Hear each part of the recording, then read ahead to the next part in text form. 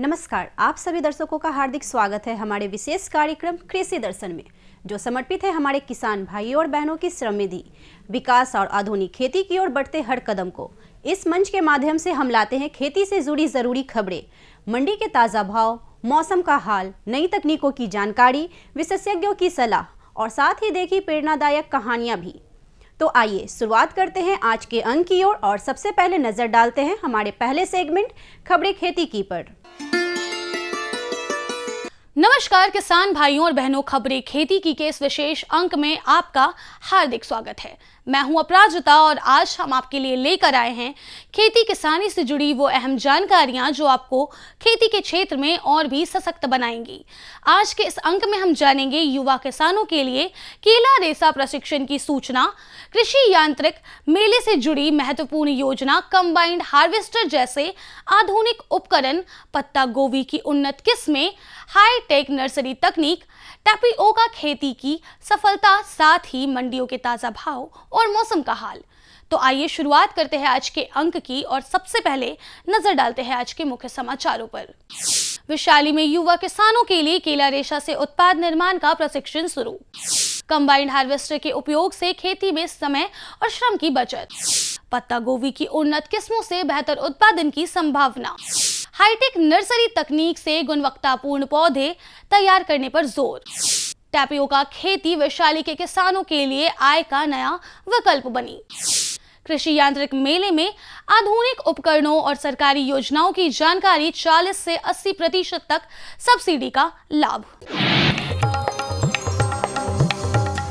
युवा किसान भाइयों एवं बहनों के लिए एक महत्वपूर्ण सूचना है। यदि आप बेरोजगार हैं और आत्मनिर्भर बनना चाहते हैं तो कृषि विज्ञान केंद्र हरिहरपुर वैशाली द्वारा केला रेशा से विभिन्न उपयोगी वस्तुएं बनाने का प्रशिक्षण दिया जा रहा है। इस प्रशिक्षण में भाग लेकर किसान केला रेशा से बैग, रस्सी, चटाई और सजावटी सामान बनाना सीख सकते हैं, जिससे वे स्वरोजगार की दिशा में आगे बढ़ सकते हैं। इसके लिए इच्छुक अभ्यर्थी ऑनलाइन और ऑफलाइन दोनों माध्यमों से संपर्क कर सकते हैं। यह प्रशिक्षण ग्रामीण युवाओं के लिए आय बढ़ाने का एक अच्छा अवसर साबित हो सकता है।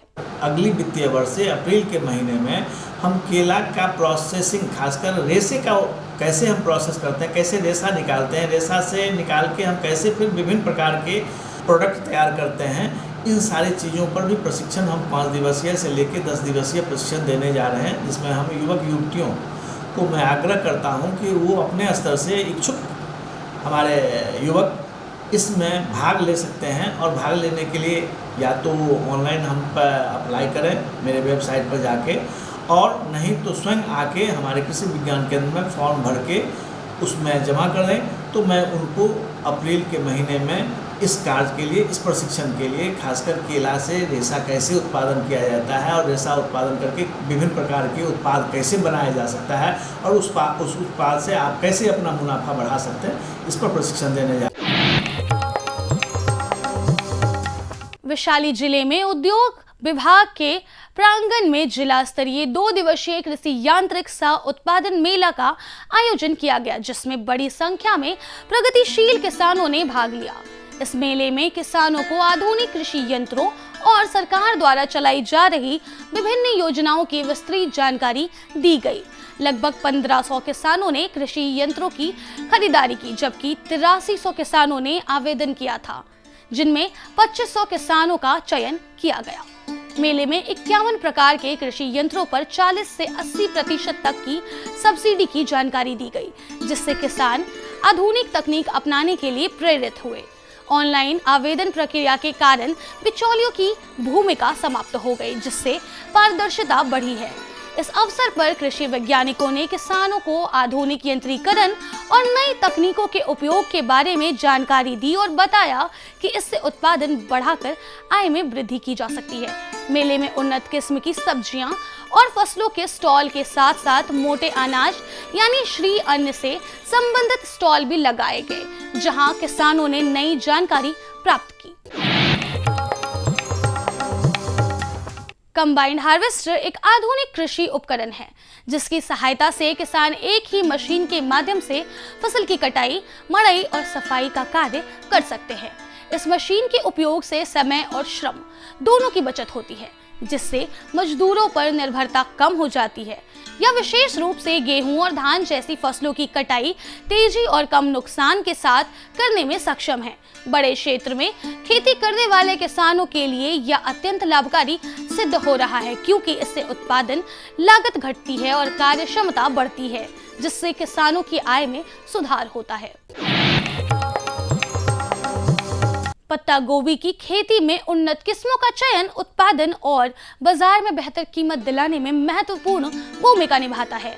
किसान अपनी आवश्यकता और मौसम के अनुसार विभिन्न किस्मों का चयन कर सकते हैं।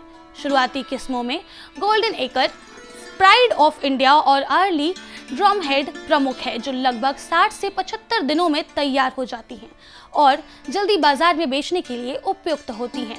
वहीं मध्य मौसम की किस्मों में पूसा ड्रमहेड, पूषा मुक्ता और कीटो F1 शामिल है, जो 80 से 100 दिनों में तैयार होकर अच्छी उपज देती है। इसके अलावा पछेती यानी देर से तैयार होने वाली किस्मों में Pusa synthetic, late drumhead, premium late, मीको 8, सिजेंटा ग्रीन एक्सप्रेस और नामधारी NS 43 शामिल हैं, जो 100 से 130 दिनों में तैयार होती हैं और लंबे समय तक भंडारण के लिए उपयुक्त मानी जाती हैं। किसान अपनी मिट्टी और बाजार की मांग के अनुसार इन किस्मों का चयन कर बेहतर उत्पादन और लाभ प्राप्त कर सकते हैं। वैशाली जिले में खेती के क्षेत्र में एक नया विकल्प तेजी से उभर कर सामने आ रहा है, जहां किसान अब टैपियोका यानी अलुआ की खेती के अपनी आय बढ़ा रहे हैं। यह कंद वाली फसल स्वाद में हल्की मीठी होती है और बाजार में इसकी मांग लगातार बढ़ रही है। जिले के मलाही गांव के किसान असरफी पासवान इस बदलाव के प्रेरणा स्रोत बने हैं, जो इस पौध को अपनी बेटी के ससुराल से लेकर आए थे। धीरे धीरे यह फसल पूरे गांव में फैल गई और अब कई किसान इसकी खेती कर रहे हैं। टैपियोका से प्राप्त स्टार्च का उपयोग बेकिंग, सॉस, मिठाइयों और विभिन्न खाद्य पदार्थों में किया जाता है। इससे इसकी बाजार में अच्छी मांग बनी रहती है। वर्तमान में किसान इसकी फसल को स्थानीय बाजार में बेच रहे हैं, लेकिन भविष्य में यदि प्रोसेसिंग यूनिट स्थापित होती है तो यह फसल गांव से ही बड़े बाजारों तक पहुंच सकती है, जिससे ग्रामीणों को अधिक रोजगार और बेहतर आमदनी के अवसर मिलेंगे।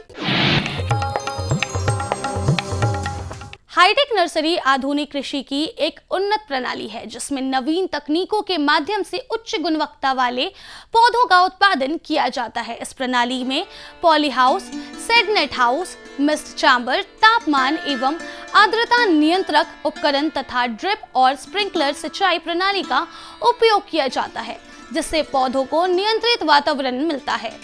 इसके परिणाम स्वरूप पौधों की वृद्धि तेज, सामान और रोग मुक्त होती है। मिस्ट चैम्बर के माध्यम से नमी का संतुलन बनाए रखा जाता है, जिससे पौधे की जड़ें मजबूत होती हैं, जबकि पॉली हाउस तापमान और प्रकाश को नियंत्रित कर प्रतिकूल मौसम में सुरक्षा प्रदान करती है। इस प्रणाली में उन्नत बीज, कोकोपिट, ट्रे विधि और स्वचालित सिंचाई तकनीक का उपयोग किया जाता है, जिससे श्रम की बचत होती है और उत्पादन अधिक मिलता है।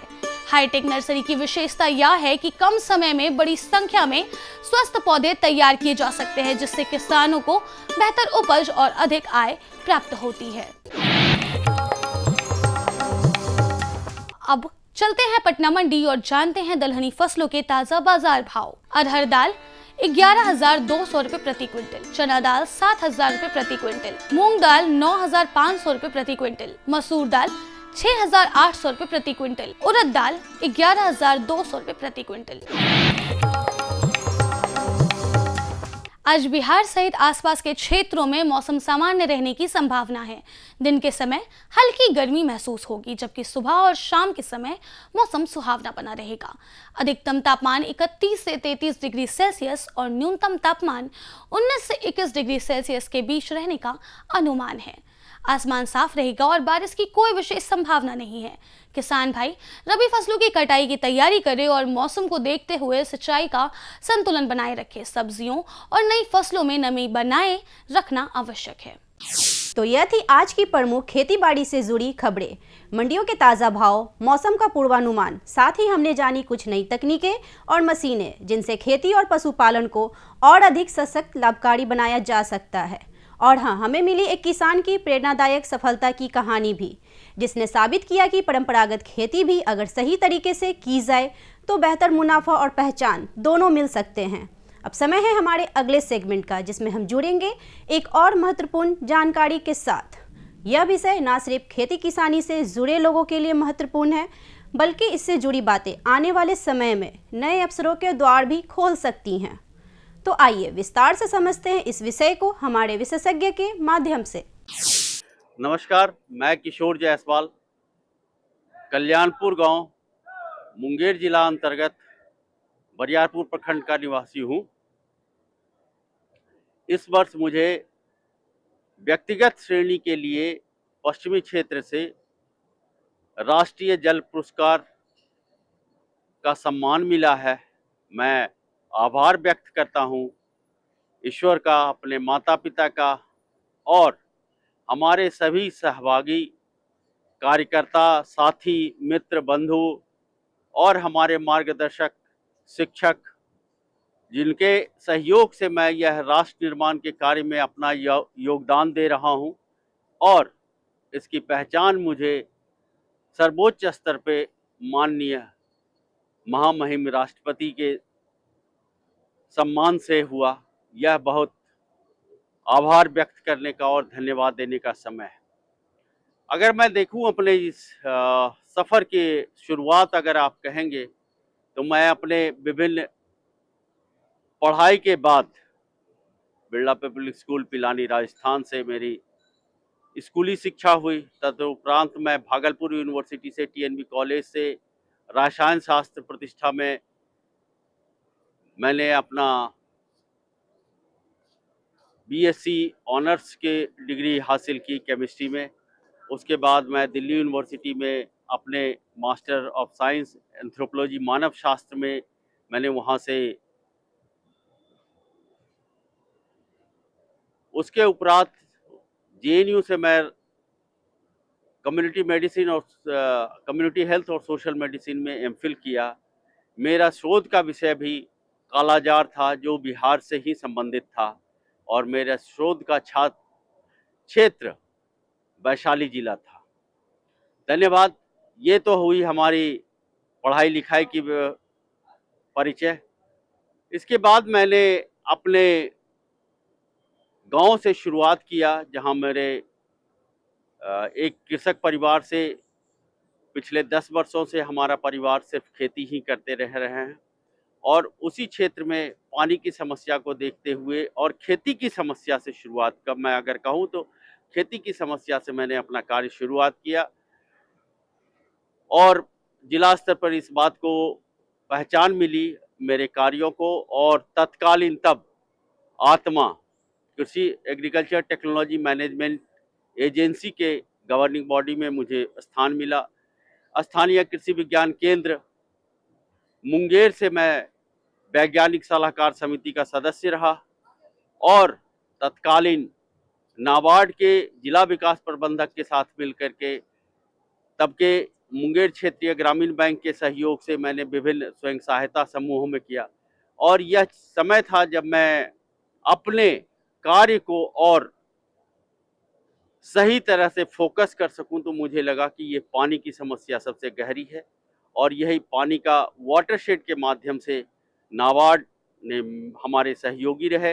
नाबार्ड हमारे परियोजनाओं के लिए सभी तरह से सहयोग दिया, वित्तीय सहायता दी है और जितनी तकनीकी तौर पे प्रशिक्षण हो सकता था हमारे समुदाय के प्रशिक्षण के लिए नाबार्ड का यह तत्परता आभार रहा। तत्कालीन तब राष्ट्रीय सम विकास योजना अंतर्गत मुंगेर जिला के 10 और बिहार में संभवतः शायद 80 या 89 वाटरशेड यानी कि जल छाजन क्षेत्रों में से कार्य शुरू रहा। मैं कुछ एक में तो स्वतः भागीदार रहा, खास करके मुंगेर का और बांका जमुई।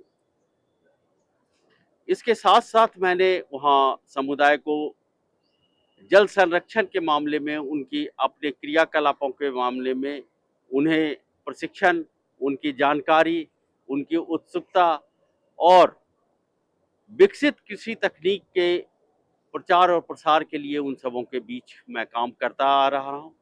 अगर मैं ये देखूं तो मेरा यह कार्य लगभग पिछले 30 वर्षों से ये लगभग होने को है और इस क्षेत्र में मेरे कार्य से या मैं कहूं कि उनके कार्य से, हमारे समुदाय के कार्यों से समुदाय अपने क्षेत्र में जल संरक्षण के माध्यम से वह काफ़ी हद तक अपने सेल्फ सफिशिएंसी यानी जल के मामले में काफ़ी हद तक आत्मनिर्भर हो रहे हैं। उनके कृषि विकसित हो रहे हैं। उनके कृषि प्रसंस्करण और कृषि में वैल्यू एडिशन के साथ साथ उनकी अपनी सोच, समझदारी और विभिन्न तरह के सामाजिक सुरक्षाओं से वो लैस हो रहे हैं, क्योंकि वाटरशेड के माध्यम से उन्हें हम लोग ये भी ट्रेनिंग देते रहे हैं। क्योंकि जब तक ज्ञान नहीं हो तब तक वो कहा जाता है ना कि पृथिव्याम त्रीणि रत्नानि जलम अन्नम सुभाषितानि, तो इस पृथ्वी पर 3 ही रत्न हैं, जल, अन्न और अच्छे विचार। तो इस मामले में जब तक जल है तब तक जीवन है, और जैसा जानते हैं कि जीवन है तो जीवन में शक्ति के लिए अन्न चाहिए, और अन्न यह सिलसिला बरकरार रहे इसके लिए अपनी व्यवस्था की बातें होती है। मैं अपने वाणी को संभवतः यही मैं विराम देना पसंद करूंगा, क्योंकि इसके माध्यम से खेती के हर आयाम में आपको, अपने जीवन के हर आयाम में आपको पानी की अच्छी ज़रूरत है। इसलिए कर पानी को हर स्तर पे संरक्षित रखें, सुरक्षित रखें। सुरक्षित आज के दौर में मैं इसलिए कहा क्योंकि सतही हो या भूजल हो, इन दोनों कार्यों में आपकी अपनी सजगता, अपनी कार्यवृत्ति जरूर रखना है, ताकि हमारे जल सुरक्षित रहे, प्रदूषण विभिन्न रहे, कम से कम प्रदूषण जल, या मैं कहूँ कि नदियों को, तालाबों को, आहार पाइन सभी चीज़ों को जितना सुरक्षित रखेंगे, प्रदूषण से जितना दूर रखेंगे, यह समाज के लिए सबसे आवश्यक घड़ी है कि हम ज़्यादा से ज़्यादा जल संरक्षण के आयाम को अपनाएं। धन्यवाद। विशेषज्ञ से मिली ये उपयोगी जानकारियां निश्चित रूप से आपके लिए लाभकारी सिद्ध होंगी। अब समय है एक छोटे से विराम का। आप कहीं जाइएगा मत, क्योंकि ब्रेक के बाद हम लौटेंगे और भी रोचक और उपयोगी जानकारी के साथ। बने रहिए हमारे साथ कृषि दर्शन में। हर जोखिम से निकल कर फसल आए, सुरक्षित हो जाए, फसल बीमा से हर किसान अब आत्मनिर्भर हो जाए। अब सूखा पड़े या बाढ़ आ जाए, कोई डर नहीं। अब ओले पड़े या कीट पतंगे फसल खा जाए, कोई फिक्र नहीं। अब कैसी भी आपदा हमारी फसल पे आ जाए, क्षति होने पर हमारे दावों का उचित भुगतान मिलता है, क्योंकि हमने लिया है प्रधानमंत्री फसल बीमा। बुआई से फसल कटाई तक हर जोखिम का दावा, न्यूनतम प्रीमियम पर अधिकतम भुगतान का वादा। योजना से हर साल जुड़ रहे हैं 5 करोड़ से ज्यादा किसान। अब आपकी है बारी। नजदीकी कृषि कार्यालय, सहकारी समिति, बैंक शाखा, अधिकृत बीमा कंपनी या जन सेवा केंद्र में स्वेच्छा से करा सकते हैं पंजीकरण। फसल बीमा पोर्टल या फसल बीमा ऐप द्वारा भी किया जा सकता है पंजीकरण। प्रधानमंत्री फसल बीमा योजना, आपकी फसलों का संपूर्ण सुरक्षा कवच। कृषि एवं किसान कल्याण मंत्रालय, भारत सरकार। ब्रेक के बाद एक बार आपका फिर से स्वागत है आपका हमारे खास कार्यक्रम कृषि दर्शन में। अब पेश है हमारा अगला सेगमेंट, एक संक्षिप्त लेकिन ज्ञानवर्धक फीचर फिल्म, जिसमें हम देखेंगे खेती से जुड़े महत्वपूर्ण विषय पर एक रोचक प्रस्तुति। तो आइए देखते हैं आज की यह विशेष फिल्म। मधु क्रांति, एक नए युग का आगाज। मधु क्रांति विकास के नए रास्ते खोल रही है, मधुमक्खी पालकों के जीवन स्तर को बेहतर बना रही है, साथ ही पूरी दुनिया में शहद के क्षेत्र में भारत को एक नई पहचान दिला रही है। भारत सरकार मधुमक्खी पालकों की आय को बढ़ाने और उन्हें आत्मनिर्भर बनाने के उद्देश्य से देश में मधुमक्खी पालन के संवर्धन और विकास के लिए सभी आवश्यक सहायता प्रदान कर रही है। माननीय प्रधानमंत्री के दूरदर्शी नेतृत्व में कृषि सहित मधुमक्खी पालन को बढ़ावा देने के लिए अनेक कदम उठाए गए हैं। किसान तरक्की की राह पर आगे बढ़ रहे हैं। अगर कोई सक्सेस स्टोरी मीठी मुस्कान भी बिखेरे और स्वाद में भी मिठास भरे, तब तो आप इसे जरूर सोने पर सुहागा कहेंगे। हमारे किसान इन दिनों शहद के उत्पादन में ऐसा ही कमाल कर रहे हैं। शहद की मिठास हमारे किसानों का जीवन भी बदल रही है, उनकी आय भी बढ़ा रही है।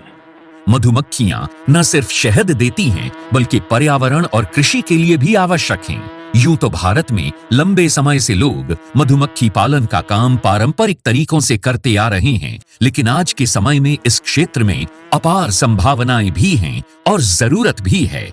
मधुमक्खियों की इसी जरूरत और योगदान का जश्न मनाने और इसे और बारीकी से समझने के लिए ही मनाया जाता है विश्व मधुमक्खी दिवस। इसी आवश्यकता को समझते हुए 2020 में राष्ट्रीय मधुमक्खी पालन और शहद मिशन की शुरुआत हुई। उद्देश्य स्पष्ट था, मधुमक्खी पालन के कार्य को वैज्ञानिक और तकनीकी रूप से विकसित करना और ज्यादा से ज्यादा लोगों को इसके लिए प्रोत्साहित करके मधु क्रांति के सपने को साकार करना।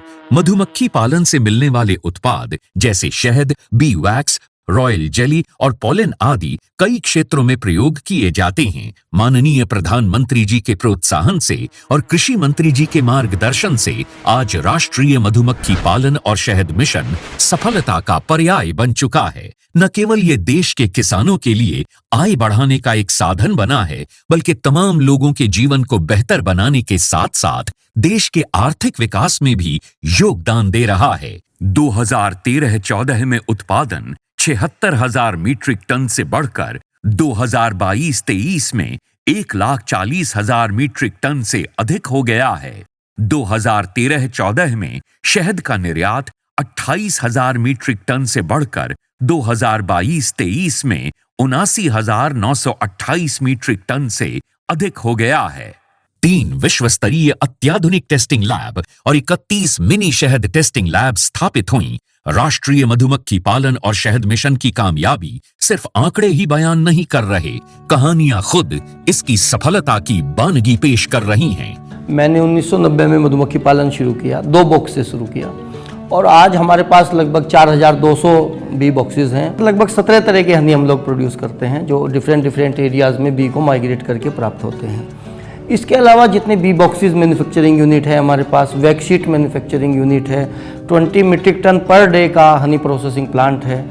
आज हमारा जो उत्पादन है वो 1 लाख केजी लगभग एनुअली हम लोग प्रोड्यूस करते हैं।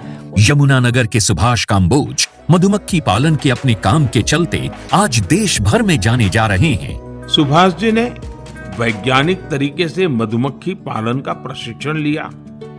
इसके बाद उन्होंने केवल 6 बॉक्स के साथ अपना काम शुरू किया था। मैंने सिर्फ अपने पोलिनेशन के लिए और शहद खाने के पर्पज से ये बॉक्स रखे थे। जब मैंने देखा कि मधुमक्खियां भी बढ़ रही हैं और हमें शहद भी मिल रहा है, तो मैंने फिर प्रोफेशनल तौर पे इसी काम को ही करने की सोची और आज की तारीख में मैं लगभग 1500 बॉक्स पे मधुमक्खी पालन कर रहा हूँ। ज्यादा से ज्यादा लोग इस मिशन का हिस्सा बन रहे हैं। इतना ही नहीं, ये मिशन नारी शक्ति को और अधिक सशक्त बनाने में भी बड़ा योगदान दे रहा है। अभी तक महिलाओं के 164 स्वयं सहायता समूहों को इससे जोड़ा जा चुका है। इसी तरह मधु क्रांति पोर्टल पर अभी तक लगभग 14,000 से अधिक पालक और 22 लाख से अधिक कॉलोनीज रजिस्टर हो चुकी हैं। आज भारत प्राकृतिक शहद का 6वां सबसे बड़ा निर्यातक देश है। भारत मधुमक्खी पालन और शहद उत्पादन के क्षेत्र में सारी दुनिया के लिए एक मिसाल के तौर पर उभर कर सामने आ रहा है। मधु क्रांति आय और रोजगार के अवसर बढ़ाए। तो दर्शकों, यही था कृषि दर्शन का आज का अंक, जहां हमने जानी खेती से जुड़े अहम खबरें, मिले विशेषज्ञ की सलाह, देखी आधुनिक तकनीक और उपकरणों की जानकारी और सुनी एक प्रेरणादायक सफलता की कहानी। हमें पूर्ण विश्वास है कि यह कार्यक्रम आपके लिए उपयोगी और जानकारीपूर्ण रहा होगा। हम फिर हाजिर होंगे ऐसे ही और भी रोचक ज्ञानवर्धक विषयों के साथ। तब तक आप स्वस्थ रहें, खुशहाल रहें और खेती के क्षेत्र में लगातार आगे बढ़ते रहें। नमस्कार। हमारा पता है कृषि दर्शन, कमरा नंबर 203, द्वारा केंद्र निदेशक, दूरदर्शन केंद्र पटना, फ्रेजर रोड, पटना। आप हमसे ईमेल के माध्यम से भी संपर्क कर सकते हैं। हमारा ईमेल है directorddkpatna@gmail.com या kddkpatna@gmail.com।